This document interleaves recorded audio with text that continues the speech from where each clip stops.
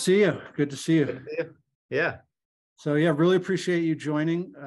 You're joining kind of midday. Richard just gave a good talk about data and how we kind of use data to make investment decisions. And actually, one of his slides I think was a good place to start because he shared a slide. I don't think you saw it, but basically how many exchanges, NFT exchanges, have kind of used a token and seen a lot of wash trading to kind of inflate their volumes, and it looks like they're taking market share, but then it goes away once the token launches and the token price crashes. And it reminded me of some conversations we had kind of early on in OpenSea's journey when I was trying to convince you to launch a token, and it was kind of in the the DeFi summer when all these tokens were launching and going well, and you kind of stood strong and didn't think it made sense for OpenSea, which was clearly a really good decision. I'd love for you to share like kind of what gave you conviction on that. I think that'd be a good place for us to start. Sure. Yeah. I mean, actually, I do think that, tokens can be really powerful, like incentive mechanisms. Certainly like they've been interesting kind of ways to bootstrap liquidity and just incentivize people to at least try new products, and particularly these NFT marketplaces. So it's not that I am against tokens in general or think that it's like never the right move. I think at that point in OpenSea's history, I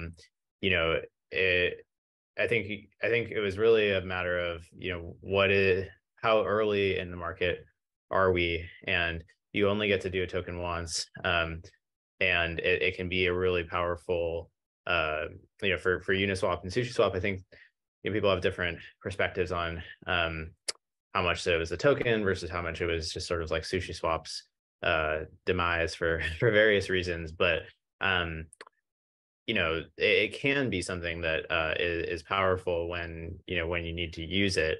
But I guess what I don't necessarily subscribe to is this philosophy that like every single crypto application is going to have a token. I think there doesn't seem to be like this sort of logical connection between a token and a crypto application. Like there's lots of ways to build crypto applications such as OpenSea that don't necessitate a token.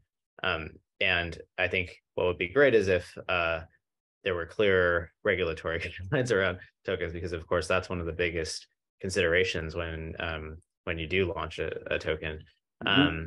So yeah, it's more just I think I think of it as a very useful tool in the arsenal from a sort of growth hacking perspective, as well as from aligning a community's perspective. But I don't perhaps see it as like as as important maybe as building the right product and innovating on the actual functionality of whatever you're building in the crypto space. I see it as additive. For sure. And I think you've proven that in building OpenSea, right? I think, OpenSea is the application built on Ethereum that's burnt the most ETH in the history of the merge, right? I think it's north of 300,000 ETH. So that's something like 500 million worth of ETH that's been burnt via OpenSea, the most widely used app by a significant margin. So I think you've proven that, and with no token. I guess one question related to that is Ethereum was your start, has been your core. You've slowly, I think, or not that slowly, but you've added some chains, mostly I think EVM based. What's your current thinking on kind of the state of Ethereum NFTs versus other chains? Yeah, I mean, it's always evolving, right? I think back when we saw sort of the emergence, I guess there's always this kind of like thinking around new things that come online, you always kind of think they're going to happen faster than they do, right? So when we saw, finally some of these kind of layer 2 chains, and back then it was Matic / Polygon. There was even this other one, Loom chain, which was like a chain specifically built for games, NFT games on Ethereum. I think that was more 2018, 2019, ended up shutting down. But we were kind of like, okay, the gas prices are extremely high on Ethereum. This feels like it's going to happen right now. And so we started adding support for Polygon to start, and a few other chains. And now I think a couple interesting developments. One is, the very smooth, exciting transition to proof of stake, which I think on Ethereum, which of course, came with all sorts of risks associated with it. And the Ethereum core developers, I think, have done an amazing job of making that migration really smooth. And a couple things that, perhaps are a little underrated with that migration. One is just the kind of core usability of Ethereum has improved dramatically just from a transaction processing standpoint. I remember a couple of years ago, like, it was really kind of a battle getting your transaction through. Like, it was like a 60 to 70% chance that it just didn't happen, and like gas prices were like constantly fluctuating, and then you'd kind of be like sitting on an app and like waiting for the spinner to go and like clicking around, and you'd have to like diagnose with MetaMask. Now it's like, it's really just incredible, and such a kind of incremental thing that I think people don't necessarily give it enough credit. But you use an app on Ethereum, and yeah, despite the gas fees being significant, your transaction really, you can kind of consistently expect that your transaction will go through in like 10 to 15 seconds. So that's made a huge difference on Ethereum. It's made it a lot more usable. And I think it's given, perhaps some more time for the Ethereum mainnet to be a thriving ecosystem for NFTs. But of course, that said, I think long term, of course, things are going to have to move to layer 2s if we're going to achieve like billions of users using NFTs and all of that. And so we've, of course, deployed OpenSea on all the kind of main layer 2s, as well as some of the other EVM chains. Where I would say I'm a bit less bullish on other layer 1s than I was maybe a year ago, just because I think Ethereum has proven itself in a big way. But always evaluating and always kind of just looking at what's happening. Yep, that makes a lot of sense. So OpenSea has done a great job, bringing new users into crypto. I think NFTs broadly were certainly a big mainstream catalyst. We talk about how, and Richard mentioned it earlier, NFTs are kind of crypto for normies, where DeFi, I think, is crypto for big brains or something like that, or elites. It's just kind of a different user base. There's some overlap, but a lot of difference. And so OpenSea has been phenomenal for new users, but there's still some clear challenges to the user experience, right? Which kind of you and I have talked about over the years. I mean, one, the fiat on-ramp. Most users to use OpenSea, they're first buying ETH on Coinbase or Kraken or something like that, and then moving it to MetaMask. And then the second is the wallet experience.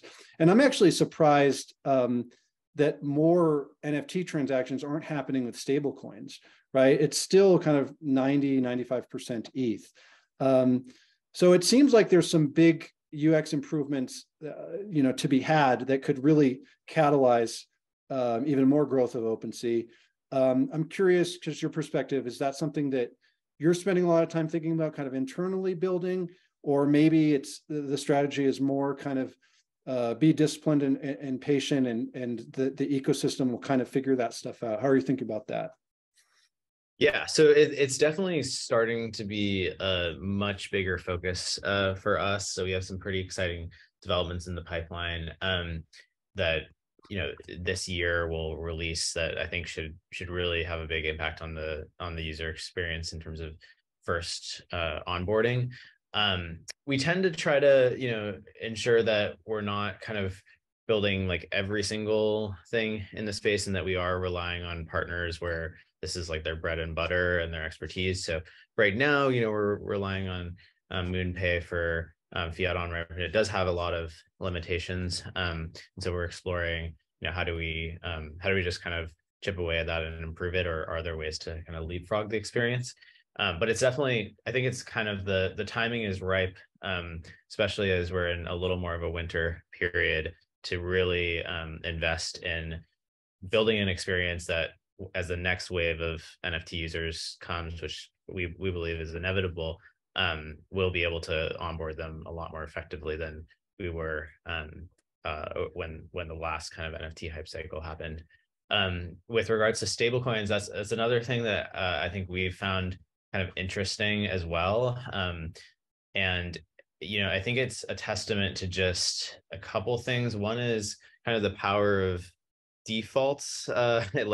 It's a lot easier to kind of see ETH in your MetaMask, and you kind of have to have ETH for gas. ETH is the name of the network. With ERC20s, you have to go through this approval process. And so it's just there's a lot more friction, and it's really small stuff, but there is more friction to using stable coins, even the easiest ones like USDC, where you can go and buy it on Coinbase, such that people just tend to kind of default to pricing an ETH.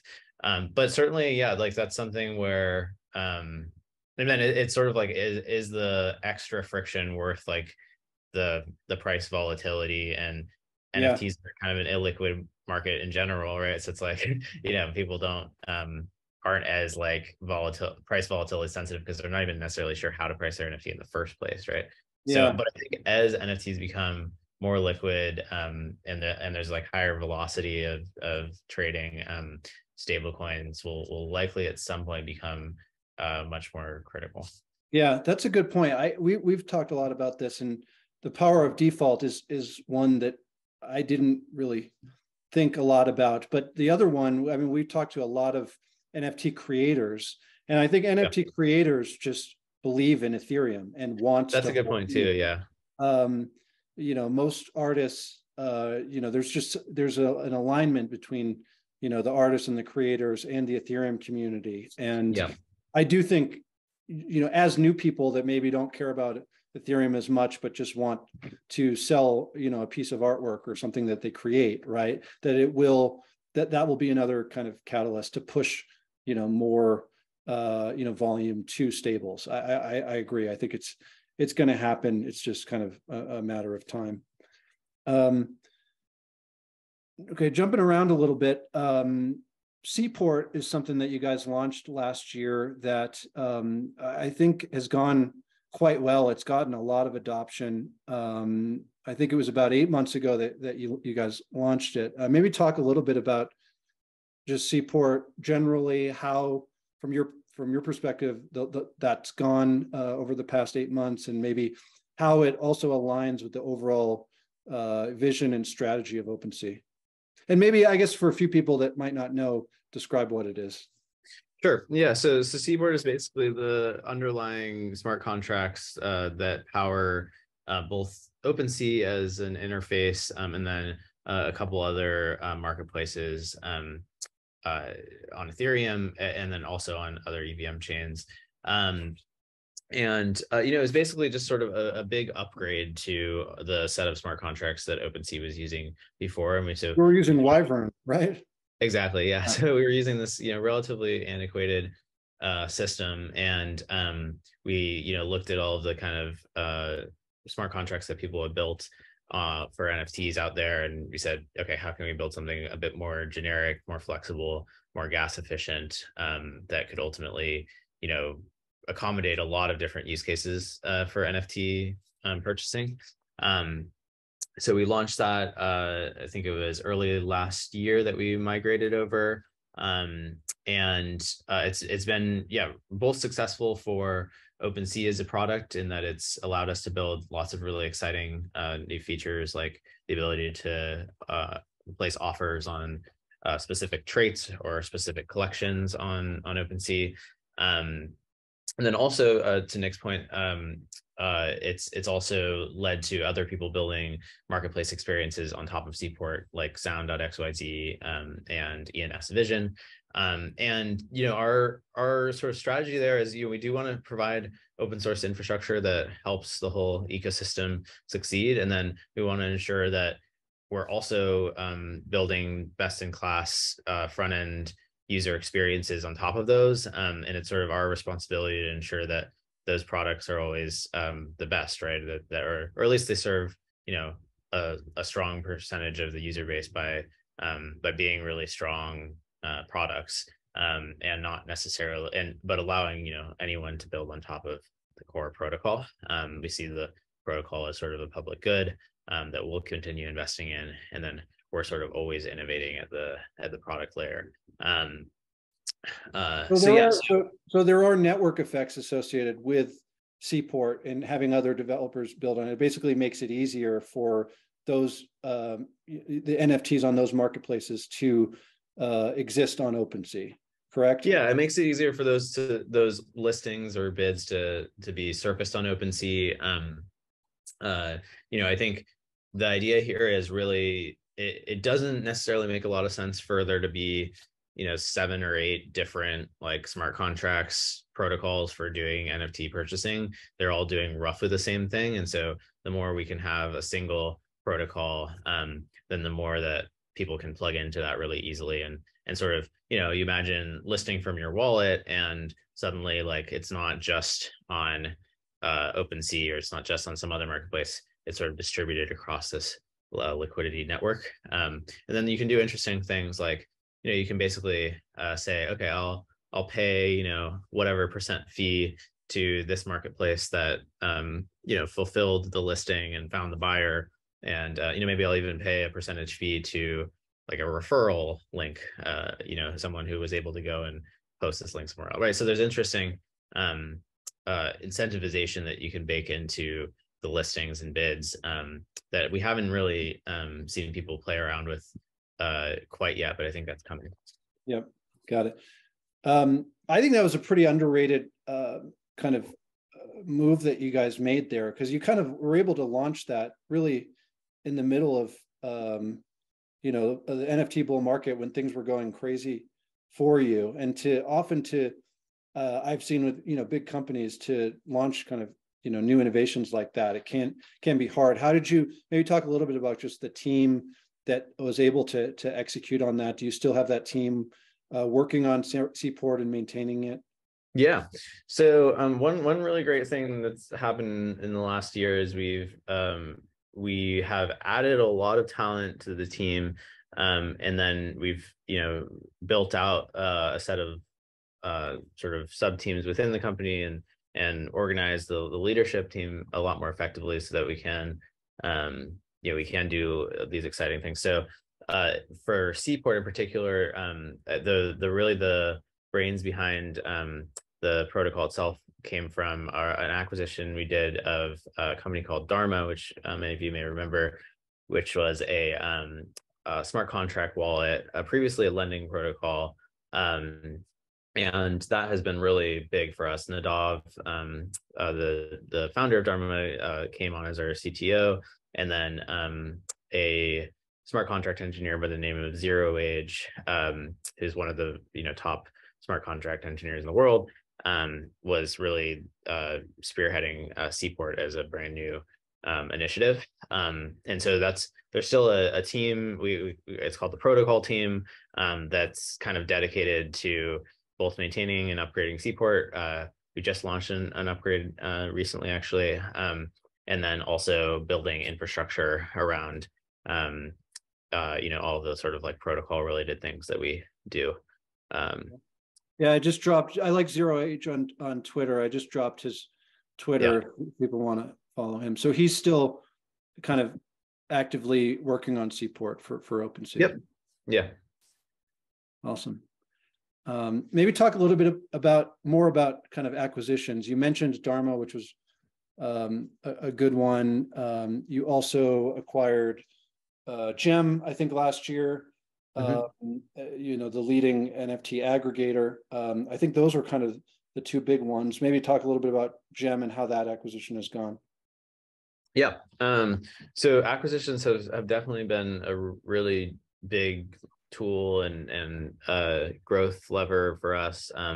Dharma was certainly an acquisition where we really integrated the team directly into OpenSea, and brought on a lot of the smart contract engineers to work on Seaport. For Gem, it was a little bit of a different strategy in that we're operating Gem as a separate product and separate structure within OpenSea. And we're about to release a new version of Gem that should be pretty exciting. But that's, that has really been, and it will be even more as we launch this newer version, our wedge into the aggregator space and the sort of pro tools side of things. I think it's been really a win-win for both teams. Like, that was a team that really wanted to focus on building product and innovating on tech, whereas OpenSea could provide kind of the rest of the company building structure for them, and also bring over talent from OpenSea as well. So do you see the Gem and kind of, the new launch of Gem upcoming is more of kind of, you mentioned like maybe a prosumer or more of like a degen trader type of product? Obviously, Blur has kind of emerged as that. I think it seems to be very much used by people that don't care about the art. They don't really care about the creator. They just want to degen trade. And is Gem kind of more geared towards that, would you say? Yeah, so I think there's certainly like a couple customer segments that are emerging in the NFT market. There's of course like and I think this is less relevant now given that we're kind of in a winter, but there's the very casual crypto curious user who's coming in and hearing about some really interesting, cool project that they want to support, or maybe even one day they're just literally just like buying an event ticket or whatever it is, doing commerce on the internet. So that's like one segment. And then, on the other side of the spectrum, there's this user that's using NFTs every single day and like, buying and selling hundreds of ETH worth of NFTs a month.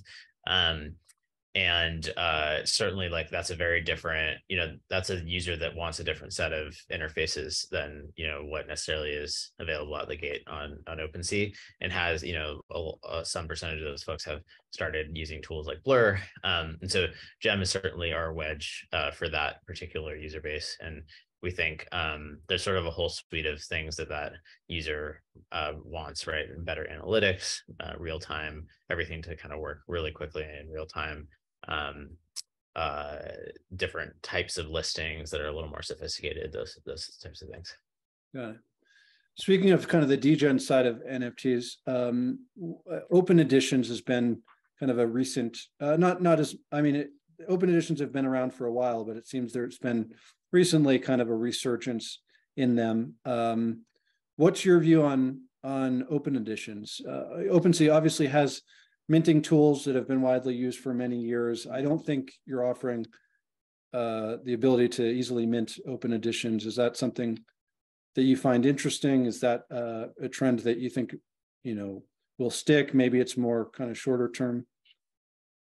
Yeah, I think in general, just open editions is kind of one, and also I think people mean different things when they say it. Like sometimes these open editions have like a period, typically they have a period of time where you can mint, and some of them are even like capped. So it's a little bit of a nebulous term, but I think in general, like this idea of launching your project or business or whatever it might be through NFTs is extremely compelling, right? It's basically a way for you to instantly have a global audience that you can use to purchase something with crypto.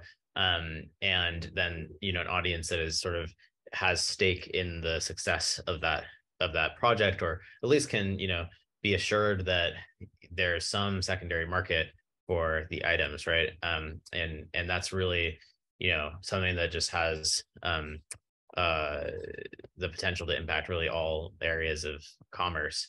And so we are building, we've been launching our new drops product, which is basically a way for people to launch projects on OpenSea. So we've worked with a couple exciting, bigger celebrities and brands. Warner Music, Anthony Hopkins did a really cool NFT drop on OpenSea. So we've been really expanding that primary drops platform as a way to engage with both kind of these bigger name companies that want to explore NFTs, and then also a little more of the mainstream market that might be interested in supporting these sorts of things. In terms of an open edition product, that's something that we're also exploring. It would be sort of a feature that we could layer on top of drops. In fact, I believe some of the upcoming drops that will have a bit of that open edition mechanic to it. And then just generally, we're shoring up all of our kind of creator side tools and making it easier for people to launch stuff directly on OpenSea. Nice. One of the reasons I think OpenSea has been such a massive success is kind of early on, you kept things relatively general purpose, right? So you weren't married to one particular format of NFTs, whether it was one-of-ones or editions, or type of NFTs, whether it was fine art or 10K PFPs. I guess, having said that, are there new areas of NFTs that you're particularly excited about, that you think have the potential to kind of be the next wave? Because what I always say is, like, there's always something new that kind of propels crypto forward, right? So it's likely not going to be 10K PFPs. 10K PFPs aren't going anywhere. I think they're great, but there's not going to likely be another CryptoPunks and Bored Apes that really catalyze a lot of interest. It's probably going to be something new. So I'm curious, areas that you find particularly interesting or exciting that are new. Yeah, I mean, I think people have been talking about gaming for a while, and that's an area where, it does take a little bit longer for that space to mature and develop. There's both like time to market for new games, which can be a little bit longer than your typical consumer app, and then there's also kind of iterations and figuring out like what resonates and what works, and then of course there's like the technology improving alongside it. But I would say gaming, there's a sort of natural product market fit, right? Because you have a set of consumers who are already used to purchasing digital goods, and now you can have a open economy around those goods. So that's an area where we're just partnering a lot more heavily.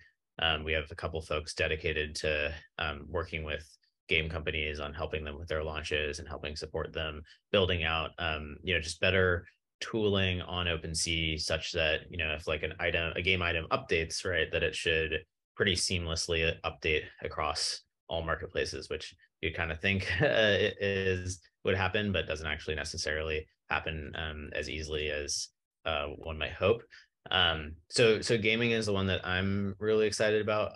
But of course, you have interesting things happening in event ticketing, interesting things happening in music, just general like membership NFTs, those sorts of things are taking off. So it's hard to say. Yeah, it's hard to say which of those will be kind of akin to the sort of 10K PFP trend, or if it'll be just something kind of that was unimagined in the same way that no one really predicted this idea of a 10K PFP. For sure. And I guess when it comes to some of these trends, right, what I always said about Coinbase and how kind of Coinbase was able to grow is they kind of, I think, have always done a good job keeping their ear to the ground of like what was happening in crypto and making sure that they were kind of playing a role in that. And I think the same about you. I mean, really, what I always remember is, when we first invested in OpenSea, there were other NFT marketplaces that had raised more money, but you were kind of in the weeds and you really understood what was happening. Were able to, offer, a solution for, the developers that were, building some of these NFT projects and things like that. And how much of your time are you spending, staying in the weeds versus now? Do you have team members? Like, if you're excited about gaming, you guys need to be sure that you're one of the first to offer support for whatever the gaming chain that emerges is, right? I think it's still wide open, but maybe how how much of your time are you spending kind of in the weeds, paying attention to this stuff versus, having a team of people that's now doing it?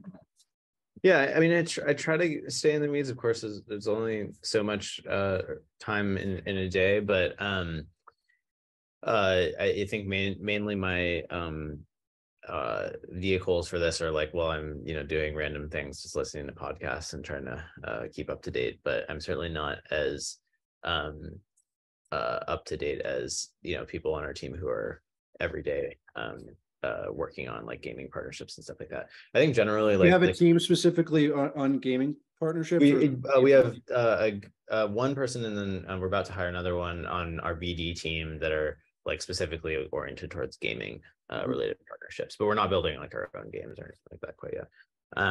But I think really the key learning, which perhaps is a bit obvious, but I think it really makes a difference hiring people who already are excited about crypto, but even across the company, on product, on engineering.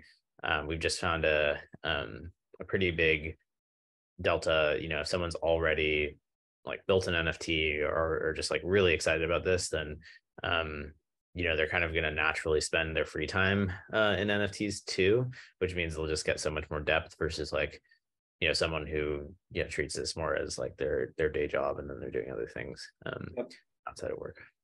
That can be harder as you grow too, because I mean, when you started, you weren't a hot company, and it was kind of the only people that you could find were people that really cared, right? But then as you grow and you become really, one of the hottest companies around, it's like different people are attracted to you that may not really get crypto, and it can be, I think, attractive to hire someone that maybe looks good on paper, that has a great resume or something, but maybe doesn't get the culture. But I'm sure you've learned that as you've grown. How many people are working at OpenSea now?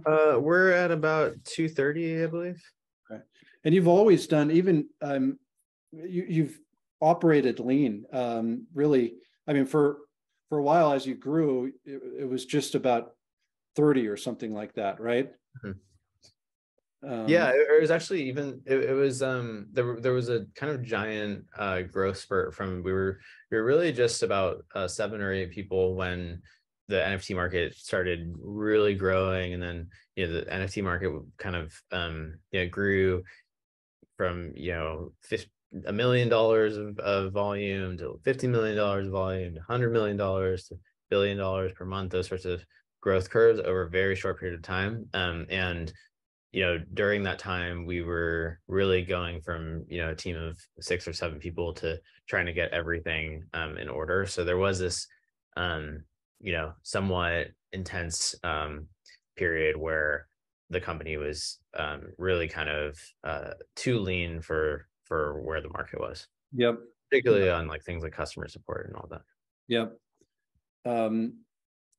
I guess talk a little bit. I mean, but and you've obviously raised a lot of money, and you have a bigger team, but you've still been pretty disciplined when it comes to how you're operating, right? Like I think for the money you raised and kind of valuation, 230 people is not really a lot. So maybe talk a little bit about kind of the mindset you've had there, and just how you've been disciplined on deploying the capital in terms of the funds raised. Yeah, I think for some period of time we'd really we'd gone from that really small team to a much bigger team, and you sort of hit this point where it's no longer about adding more heads. It's really about ensuring that the existing team is gelling and working well together. And I'd say we're still kind of in the period in that phase, especially now that there's a little bit of a winter period. It's really an opportunity for us to say, like, okay, how do we ensure that the culture is really working? And we've gone through a couple leadership transitions, for example, where having the right leaders of critical organization or critical functions has made a world of difference versus necessarily just throwing more heads at that function. So I would say, there's just a lot of efficiency to be had by having the right people in the right seats. And that's been kind of our focus over the last little while. But then, of course, at some point, if you are able to achieve that efficiency, you can start ramping it up and parallelizing more things. Got it. So what are some of the big goals for OpenSea for the next year? Yeah, I think the biggest kind of new product area that we're investing in is primary drops. So we've now done, I think, around 11 or $12 million in primary GMV, which is basically just, the initial sale happens on OpenSea, which of course isn't a ton relative to the secondary GMV. Secondary GMVs are around 17 or 18 million per day now, which is of course very far down from the peak, but that's an emerging product line. So it's really just a product line where we've started rolling it out with select partners, and we will be expanding that to make it entirely self-serve, so that really anyone who wants to go and launch their project can do so on OpenSea, whether you're a small artist, a big brand, musician, or whatever you want to do. And so we think opening the floodgates to allow people to drop projects directly on our platform really transitions us from a primarily kind of eBay secondary sale marketplace to one where we're sort of the one-stop destination for everything, and then of course layering on better onboarding so that the next generation of people who are excited about NFTs can come on more easily. So that's one area. And then of course, a big piece is also just investing in the existing core marketplace. So that involves, making sure that OpenSea as a product works really well for people who are excited about NFTs today, and then also investing in launching the next version of Gem so that this sort of power user market has the best tools there. So that's a big chunk of the company is of course dedicated to that as well. Got it. How exactly is the primary drop, is the drops product different than kind of what you've had for many years, which is just kind of like OpenSea minting tools? Yeah, so it's different in the sense that it's like, if you I don't know if I can share my screen. Let me see. Should be able to. Oh, my Zoom doesn't let me for some reason. I think it's my fault. Oh, let me see if I can turn it on. We'll see. I'd have to quit and reopen. But anyway, so it's essentially like the initial minting tool is really just like you mint a thing and then you like list it, right? Or you mint like 100 editions of it and then you list them. But the primary drops product is really like, this is your destination for the entire like project launch. So you got a nice, beautiful like banner at the top. You've got different sections, and then the minting is really like minting the initial sellout of the project, and then having allow list management, which is a big thing in the NFT space, where people have special lists who are allowed to mint at certain times and those sorts of things. And then of course the reveal phase. So it's really built around this like minting mechanic, as opposed to just someone who wants to go and mint an item can mint an item and list it for sale. And then really gives projects like a place to showcase all of what they're doing, their story, the team members, and all of those sorts of things. Yep, got it. Okay, one question I didn't connect with before was just kind of acquisitions. Is that you've obviously had success with that? Is that something you have a team kind of actively looking at? Have you kind of scaled back on that, just given kind of the state of the market, or maybe it's a good opportunity and there could be some good acquisitions out there? Is that talk a little bit about that and kind of strategy for the next year or so? Yeah, we scaled back to some degree just because the market has changed, but we are still looking at some companies and still like always open to chatting. Some of those could look more like just team acquisitions that would be integrated directly into the organization, and then others might look like products that we would keep independent. So less aggressive than during the bull market, but still something that we're looking at. Got it. Cool. All right. Well, I think we're just about up on time. I don't know if anyone, we've got about a minute if anyone in the audience has any questions, but yeah, Devin, really appreciate the time. It was fun chat. Good to see you. Yeah. Thanks so much for having me. This was fun.